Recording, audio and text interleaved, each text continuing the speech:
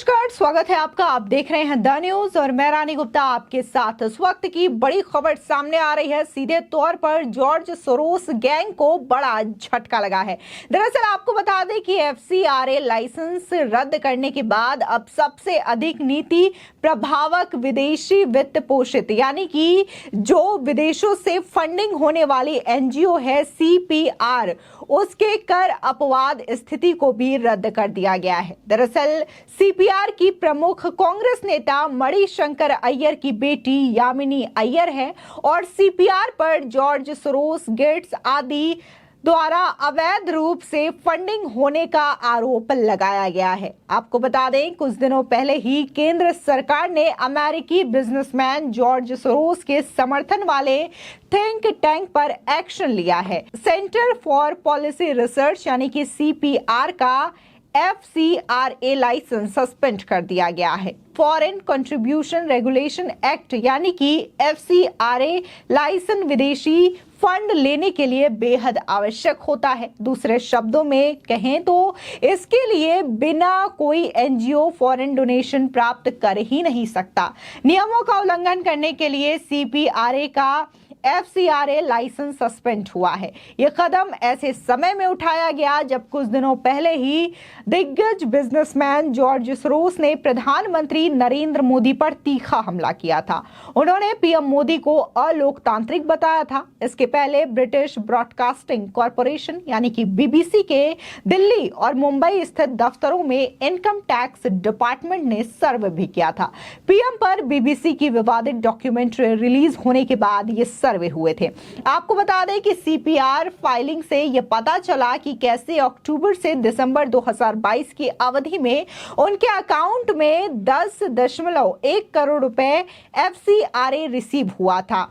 इसमें बिल और Melinda Gates foundation, Pennsylvania university, world resources institute और ड्यूक यूनिवर्सिटी से मिला डोनेशन शामिल है। बता दें कि इसे Indian council for social science research में भी ग्रांट मिलता है। ये department of science and technology से मान्यता प्राप्त संस्थान है। आपको बता दें कि जब जॉर्ज सोरोस ने प्रधानमंत्री पर हमला बोला था और लगातार बीबीसी के द्वारा भी एजेंडा चलाया जा रहा था, तब उपराष्ट्रपति जगदीप धनखड़ ने भी बीते दिनों बीबीसी और सोरोस पर निशाना साधा था। उन्होंने मोदी पर बनी बीबीसी की विवादित डॉक्यूमेंट्री पर ताज्जुब जताया था। उन्होंने नाराजगी जाहिर करते हुए कहा था कि 2 दशक की गहन जांच को खारिज किया जा सकता है। धनखड़ से पहले सरकार इस डॉक्यूमेंट्री को दुष्प्रचार का हिस्सा भी बता चुकी थी।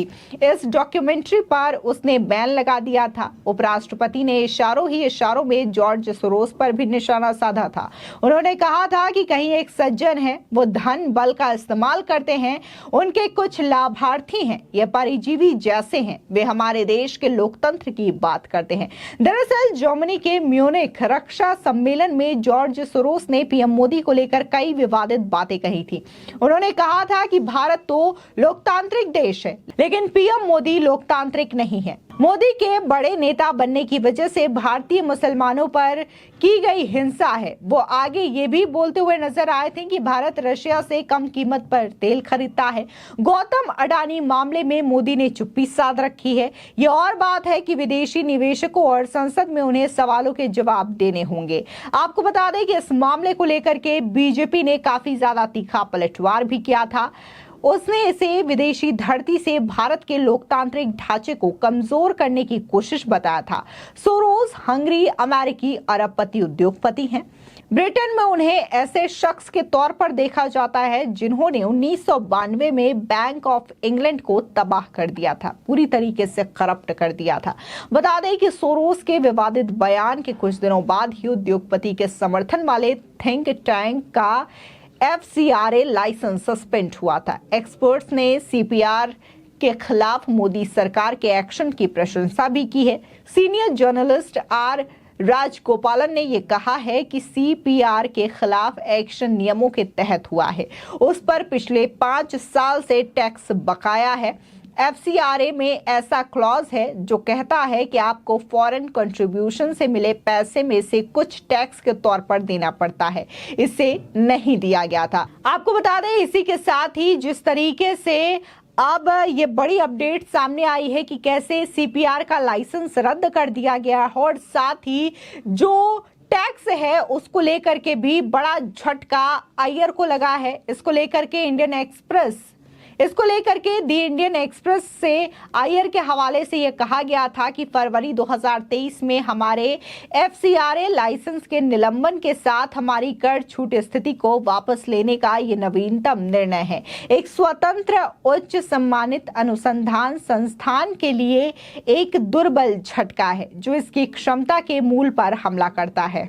साथ ही यामिनी अय्यर ने उन दावों का भी खंडन किया है जिसमें यह कहा जाता है कि सीपीआर जो है देश विरोधी गतिविधियों में शामिल है। उन्होंने कहा कि सभी सहयोग और साझेदारियों पूरे तरीके से अनुसंधान कार्य पर केंद्रित है। हमारे सभी सहयोग और साझेदारियां केवल शोध कार्य तक ही सीमित है। साथ ही यामिनी अय्यर ने यह भी कहा कि सीपीआर के किसी सहयोगी, फाइनेंसर या पार्टनर की आवाज होने का कोई सवाल ही नहीं है।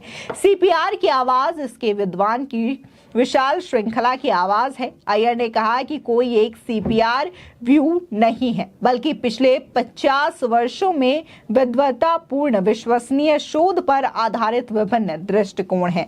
फिलहाल जिस तरीके से देखने को मिल रहा है कि जॉर्ज सोरोस का जो कहीं ना कहीं पूरा जाल फैला रखा है देश भर में, उसको एक एक करके यहाँ पर तोड़ने की कोशिश की जा रही है। लेकिन यहाँ पर हम एफसीआरए लाइसेंस की बात करें तो ये कहीं ना कहीं जरूरी होता है जब किसी एनजीओ को विदेश से फंड पाना होता है। अगर यहाँ पर सीपीआरए का लाइसेंस रद्द कर दिया गया है, आपको बता दें यहाँ पे सीपीआरए का लाइसेंस रद्द किया गया है जो कि मूलतः उन्हें विदेशों से फंड प्राप्त करने में मददगार किया करता था।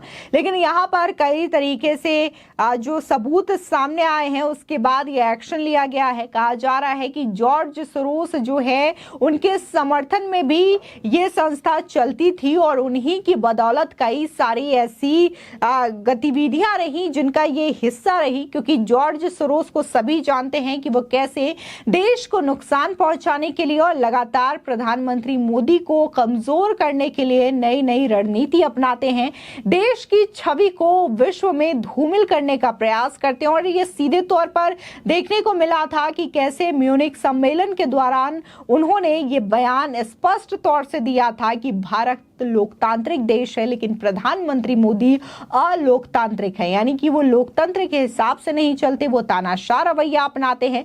जिसके बाद एक एक करके बीजेपी नेताओं ने पलटवार भी किया था। साथ ही ये सवाल उठाया था राहुल गांधी के दौरे को लेकर के कि जब जब राहुल गांधी विदेशों में जाते हैं तब तब ये वाकया देखने को मिलता है, कोई प्रधानमंत्री के खिलाफ बोलता हुआ नजर आता है तो कोई देश के खिलाफ बोलता हुआ नजर आता है। फिलहाल इस खबर को लेकर के आपकी क्या राय है हमारे कमेंट सेक्शन में जरूर बताएं। आगे की और भी अपडेट के लिए चैनल को सब्सक्राइब करना ना भूलें।